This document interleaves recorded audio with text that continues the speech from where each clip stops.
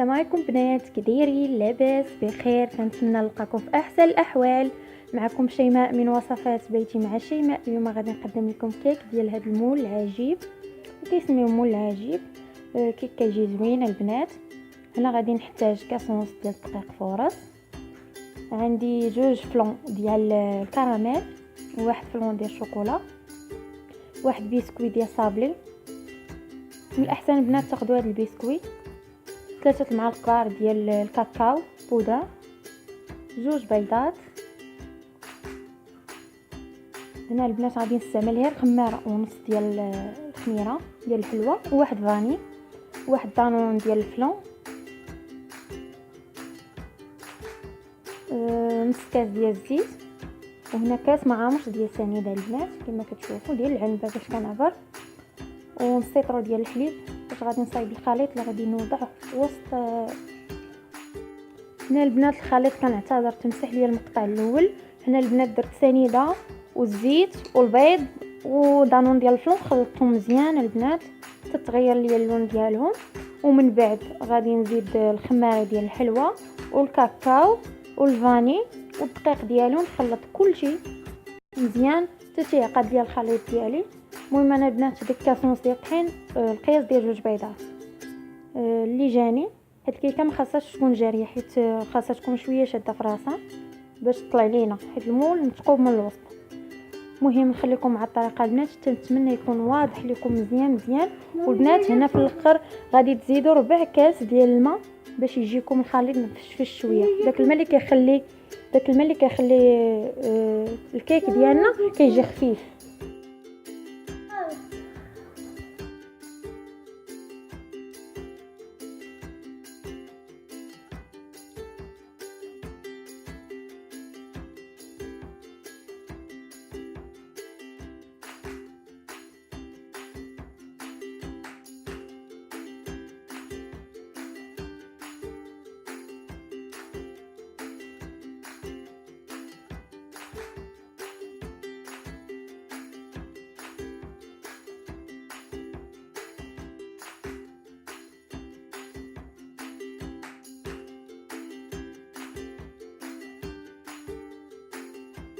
بنات المول ديالي على هذا الشكل دهنته بالزبده وشويه ديال الدقيق، غادي نصب فيه الخليط وغندخلو الفران اللي عندها ديال الضو، غادي تشعلو قبل يسخن على 180 وتخليها مده 30 دقيقه البنات حتى 35 دقيقه.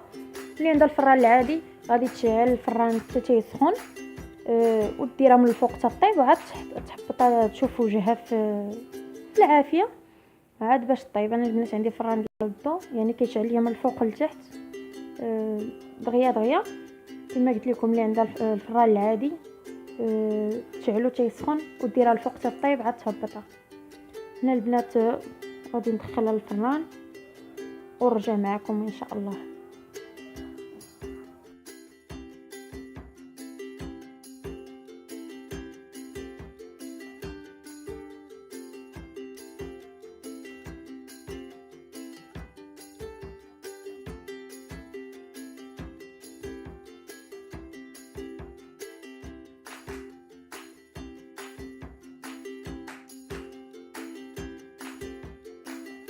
الكيك ديال البنات من بعد ما طابت كتجي على هذا الشكل البنات. دابا غنديروا الخليط الثاني اللي غنديروا وسط منها. هنا عندي نص لتر ديال الحليب، غادي نزيد عليه البسكوي ديال صابلي، نزيد عليه البسكوي ديالي ونسكر البنات بطبيعه الحال. هنا نسيت حتى هو ما صورتوش، كلفني ولدي. غنزيد عليه 2 فلون ديال الكراميل وواحد فلون ديال الشوكولا، وغادي نخليهم تيغلاو. غنخلط بالفوي مزيان حتى تيذوب ليا داك البسكويت كامل.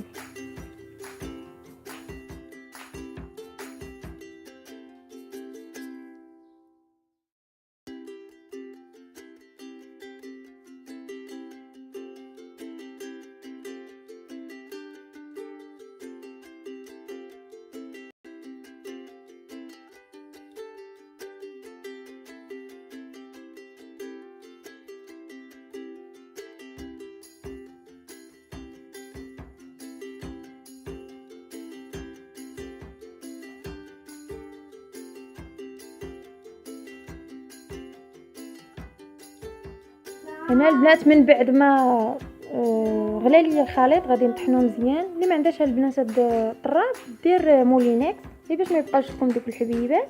كطحنو مزيان وكديريها البنات كيف ما هو حتى لا خليتيه شويه غادي يكرملي. ديري هو سخون فوق الكيك ديالك. من بعد ما برد لك الكيك مزيان خاص الكيكه تكون بارده باش ما تخسرش لينا، حيت غادي نديرو هاد الخليط سخون غادي تقدر تخسر. خاص الكيك تكون بارده. غادي ندير الخليط ونتناه حتى يجمد يشد فراسو، ونخليكم مع الطريقه كيفاش غادي نزوقو ان شاء الله.